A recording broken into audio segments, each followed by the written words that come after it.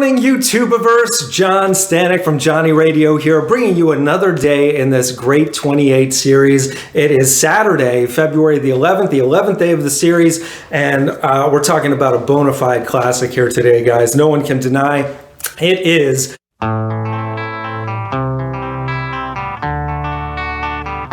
House of the Rising Sun by the Animals from their 1964 self-titled debut album. And I mean, come on, just for this song alone, this album is a classic. I mean, there's other great tracks on here, but this absolute, just one of the greatest songs ever. And you know, it had been done so many different times. It's a traditional song. No one really knows how far back this song goes. Bob Dylan had done a version of it, I think, a year prior, but this is the definitive classic version of it. And I think a lot of that has to do with the arrangement of it, which, you know, has that kind of spooky organ being played by Chas Chandler. And it also gives it a lot of momentum, the way the song builds. And of course, just the way the guitar is being played, that arpeggiated guitar. As soon as you hear it, you're like, yes, turn this up, man. And of course, you got to talk about Eric Burdon and his vocal performance on this, which he starts an octave lower, and it doesn't even take him long to go up an octave,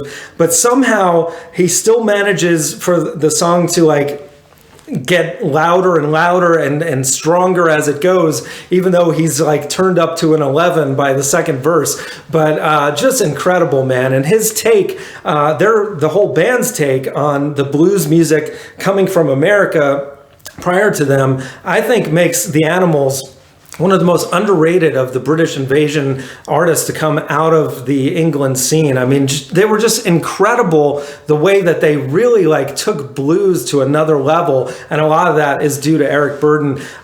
You know, Robert Plant, of course, another one coming out of that kind of scene from England, but in a different way. Like Eric Burdon, he has this deepness to his voice that almost feels similar to some of like the Muddy Waters and Bo Diddley, who came before him, but he does it with such an intensity, and the electricity of this song, there's not much like it. And of course, the dark lyrics, you know, talking about his mother who's a tailor and his father was a gambling man down in New Orleans. I love the way he says New Orleans as well. And it just gets darker from there. And it's just incredible, man. It's one of my top 5 songs of all time. So you know it had to make my Great 28 album openers. But let me know what you think in the comments below. Have you heard this classic? I mean, who hasn't? And, you know, what do you think about its placing here on the list? And how is your list going so far?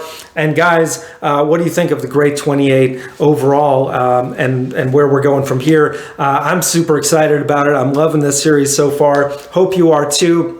We got top 5s every Friday, album reviews, and so much more here, where we're discovering and rediscovering great music all the time. So I will see you here tomorrow, same time, same station.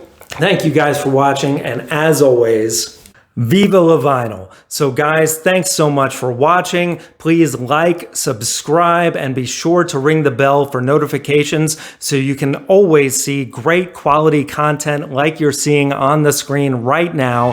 Thank you so much for supporting Johnny Radio, and I'll see you soon.